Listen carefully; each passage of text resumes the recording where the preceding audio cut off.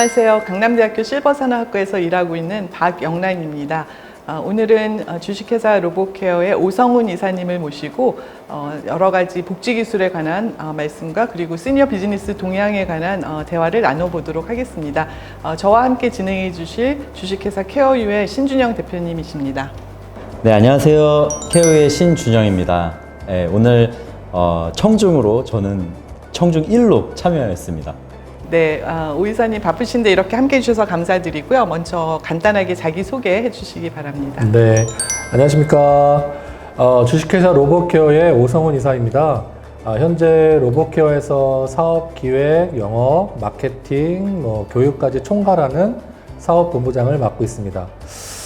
저는 지난 25년 동안에 이제 보건 분야에서 병원 정보 시스템, 원격 진료 시스템과 같은 다양한 의료 IT 또는 ICT에 대한 사업기획 또 영업을 진행해 왔고, 또 보건복지 분야의 공공기관에 대해서 다양한 SI 과제 같은 것들을 진행해 왔습니다. 최근에는 사회복지 분야에서 고령자와 장애우 분들을 위한 다양한 복지 기술을 개발하고 그것에 대한 영업을 진행하고 있습니다. 지금 최근에 가장 중요한 분야로 부각하고 있는 디지털 복지 분야의 전문가이신데요.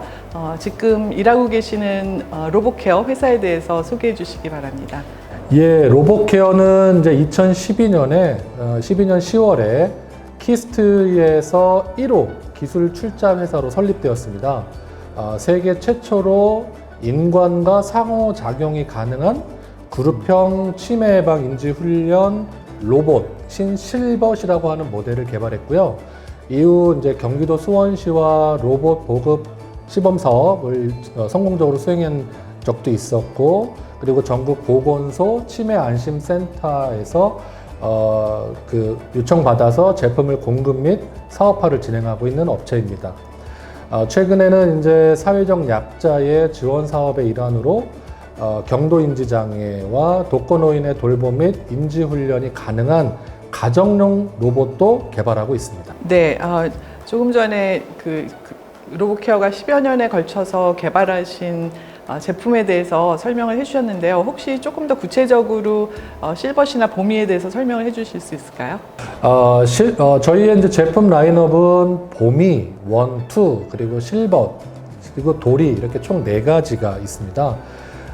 보미 1 모델은 댁내에서 사용하는 모델이고요. 댁내에서 여러 가지 인지 향상 그리고 이제 치매 예방을 위한 컨텐츠들이 들어가 있어서 댁내에서 어르신들이 편하게 사용할 수 있고 게임처럼 사용할 수 있는 장비고, 그리고 이제 보미 2라고 하는 장비는 이제 자율주행이 가능한 장비입니다. 그래서 보통 조금 큰 집에 사시는 분들 내지는 이제 복지관이나 경로당에서 다양하게 쓰실 수 있는데, 역시나 이제 안에 들어가는 기능들은 치매 예방이라든가 인지 향상을 위한 컨텐츠들이 대부분 들어가 있습니다. 물론 기본적으로 이제 말벗 기능이라든지 그리고 다양한 생활 정보를 제공하는 기능이라든지 이런 것들은 기본적으로 되어 있습니다. 그리고 이제 두 모델 다 개인에 대한 어떤 여러 가지 생체 정보 측정이라든가 이런 걸 해야 되기 때문에 개인에 대한 인증을 해야 되거든요. 그래서 그 부분을 어르신들에 맞게 이제 안면인식 기능을 사용해서 진행하고 있습니다. 그리고 이제 실벗이라고 하는 이제 모델은 조금 더 큰 모델입니다. 그래서 이제 그룹형으로 함께 치매 예방과 인지 향상을 위한 컨텐츠들을 사용하는 로봇이에요. 그래서 보통 사용하는 공간은 복지관에 어떤 한 특별한 룸을 구성해가지고 2명부터 한 8명까지 함께 컨텐츠를 가지고 훈련하는 형태의 로봇입니다. 네. 그리고 최근에 저희가 이제 개발하고 있는 도리라고 하는 모델이 있는데요. 이 모델은 이제 ADHD에 대한 어떤 스크리닝, 그리고 이 스크리닝을 기반으로 해서 ADHD인 어린이들을 대상으로 훈련하는 형태의 로봇입니다. 보통 이제 교육용 로봇에 들어가기 때문에 대상은 이제 어떤 학교나 초등학교나 내지는 이제 정신과 의원 같은 곳에 많이 판매되고 있습니다. 네. 네, 도리는 저도 오늘 처음 들어보는 로봇인데요. 그러면 이제 최근에 이런 돌봄 로봇들이 다양하게 개발이 되고 있는데 혹시 로봇케어 제품이 다른 경쟁사와 비교했을 때 어떤 부분에 있어서 조금 더 경쟁력이 있다고 보시는지요? 네. 그 단순한 이제 그 로봇 하나만 놓고 보면은 그러니까 뭐 국내에 아주 유명하고 잘 기술 개발되어 있으신 업체들이 많이 있는데요. 저희 이제 로봇케어는 요 안에 특화되게 돌봄 로봇이라고 하는 특화에 맞게 컨텐츠들이 잘 구성되어 있는 것. 그게 이제 가장 큰 장점이고, 두 번째는 그 컨텐츠에서 나오는 데이터를 플랫폼에서 수집할 수 있게 되어 있습니다. 그래서 이제 플랫폼에서 데이터를 수집하면 그거에 맞게 AI 알고리즘이 돌아서 맞춤형으로, 대상자 맞춤형으로 다양한 이제 뭐 정보도 제공하고 여러 가지 훈련도 제공하고 하는 것들을 합니다. 그래서 요 하나만이 아니라 전체적인 시스템화되어 있기 때문에 굉장히 다른 곳과 좀 차별화되어 있다, 이렇게 볼 수 있겠습니다. 네. 그러니까 아까 이제 복지관이나 또는 이제 가정에서도 이런 그러니까 로봇케어의 제품들이 사용되고 있다고 말씀을 주셨는데 전체적으로 봤을 때 지금 어떤 그 고객층이 있는지, 이게 이제 B2B, 뭐 B2C 여러 유형들이 있는데요. 주로 어떠한 고객층이 주된 고객층을 이루고 있는지 좀 설명해 주시면 좋겠습니다. 맞습니다. 예, 고객층이 굉장히 이제 중요한데 모든 아마 업체분들도 마찬가지고 기업분들도 마찬가지고 처음 시작할 때는 대부분 이제 B2C 모델이라고 하는 이제 개인 구매형으로 이제 시작을 했겠지만은 시작을 해서 실질적으로 개인 구매를 하기가 또 그렇게 영업을 하기가 사실 쉽진 않죠. 그래서 이제 저희 로봇케어도 처음은 아주 원대한 어떤 꿈을 가지고 개인형으로 개발을 했는데 하다 보니 이제 개인으로 하는 것이 쉽지 않고 로봇이 또 이렇게 비싸지 않습니까? 근데 그러니까 이제 그런 부분 개인형보다는 이제 B2B, B2G 형태의 모델을 지금 많이 하고 있습니다. 복지관, 그리고 뭐 보건소 뭐 이런 곳에 많이 설치가 되어 있고, 뭐 치매 안심센터 이런 곳에도 설치가 되어 있습니다. 그래서 현재까지는 B2B와 B2G가 더 많은 것 같습니다. 네, 네. 그 가격이 비싸다고 그랬는데 가격이 도대체 얼마나 될까 좀 궁금하실 것 같은데요. 네. 저희 로봇케어는 국내 생산을 목표로 하고 있습니다. 그래서 보미 같은 경우는 한 800만 원에서 1000만 원 정도대 되고요. 아까 실버 형태 그룹형으로 하는 것들은 로봇과 거기 들어가는 태블릿, 뭐 또 거기 들어가는 컨텐츠 다 해서 한 5천만 원 정도가 되고요. 아까 도리라고 하는 제품 있죠. 그 ADHD 하는 제품. ADHD를 하려면은 이제 동선 파악도 해야 되니까 이제 그 카메라 기술들이 좀 좋은 카메라 기술들이 들어가야 됩니다. 근데 그런 것들이 들어가면 그런 건 한 1억 5천에서 2억까지도 합니다. 네. 아직까진 비싸죠. 예. 네. 그러면 사실 이제 그동안 10년 넘게 기술도 개발하시고 또 다양한 그 이제 현장에서 이런 것들이 좀 사용성 평가가 이루어지고 있는데요. 그러니까 로봇케어가 앞으로 조금 추가적으로 더 개발하실 어떤 프로젝트가 있거나 또는 앞으로 어떻게 이제 회사의 방향을 잡고 계시는지 또 그런 것 좀 말씀을 해주시면 좋을 것 같습니다. 저희가 돌봄을 타겟으로 하는 로봇이다 보니까 아무래도 이제 고령자분들 아니면 어린이분들 뭐 이렇게 좀 소위 말하는 취약계층 내지는 사회적 약자를 대상으로 할 수뿐이 없어요. 물론 이제 그 와중에는 그런 분들이 아닌 분들도 돌봄이 필요해서 쓰실 수는 있겠지만, 그래도 이제 저희가 생각해 보면 이제 고령자분들이 많은데 이런 분들을 위해서, 이런 분들이 이제 어떤 특징이 좀 있지 않습니까? 눈이 잘 이제 노안 때문에 안 보이시고 행동이나 말도 좀 느리시고 하다 보니까 이런 분들이 좀 편하게 쓸 수 있게 음성인식이라든가 또 안면인식, 아까 말씀드린 안면인식, 그분들이 원하는 정보 제공 이런 것들이 필요한데요. 그런 것들을 더욱 현재 있는 기술을 더욱 더 고도화시키는 거가 이제 저희의 첫 번째 숙제가 되고요. 두 번째는 이제 이 개인별로 원하시는 취미 또 원하시는 생활 패턴이 다 다른데 이런 부분들을 우리 로봇에서 다양한 컨텐츠를 가지고 제공해줘야 단순히 그냥 뭐 정보 알려주는 거에서 끝나는 게 아니라 정말 나와 동반자 같은 느낌의 로봇이어야 하거든요. 이제 그런 것까지 아우르려고 하다 보니까 그런 컨텐츠 개발이라든가 여러 가지 추가 기술들이 더 많이 투자돼야 되고 개발해야 되는 상황입니다. 물론 지금 다 그걸 할 수는 없는데요. 저희가 로드맵을 가지고 계속해서 그거를 준비하고 있는 상태입니다.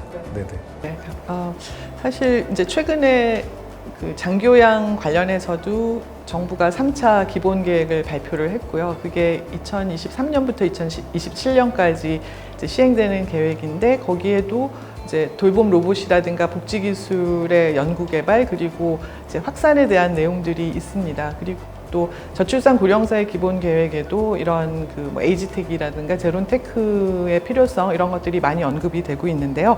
이제 기업 입장에서 그럼 이제 정부가 어떠한 역할을 하면은 이제 기업의 이런 그 지금 말씀하신 활동을 잘 할 수 있도록 지원할 수 있는지 그래서 평소에 좀 그러니까 정책에 대한 아쉬운 점 또는 이제 이런 것 좀 바뀌어야 되는데 이런 거 생각한 거 있으시면 좀 말씀해 주세요.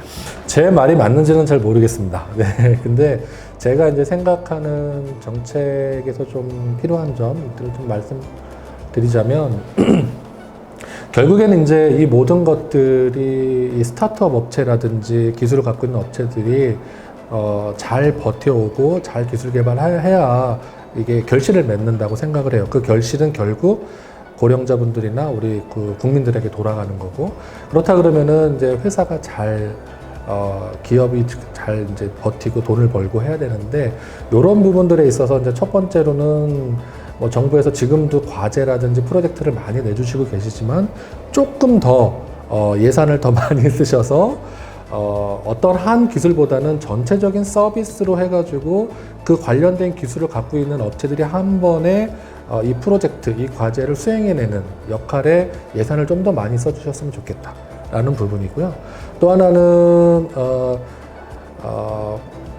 병원 쪽 내지는 이제 헬스케어 쪽은 수가라는 개념이 있습니다. 예. 그래서 이제 그런 좋은 기술들이나 기기들을 나라에서 수가를 제공해 주시면 이렇게 구매하시는 곳에서도 그 수가가 있기 때문에 굉장히 편하게 이제 구매하시거든요. 그래서 뭐 수가 제도라든지 바우처 제도라든지 이런 부분을 조금 더 디테일하고 세심하게 그 정책을 만들어 주셨으면 좋겠다라고 하는 게 하나 있고요. 마지막으로는 아직 돌봄 기술에 대해서는 가이드라인이라는 게 참 명확하게 되어 있지는 않아요. 예.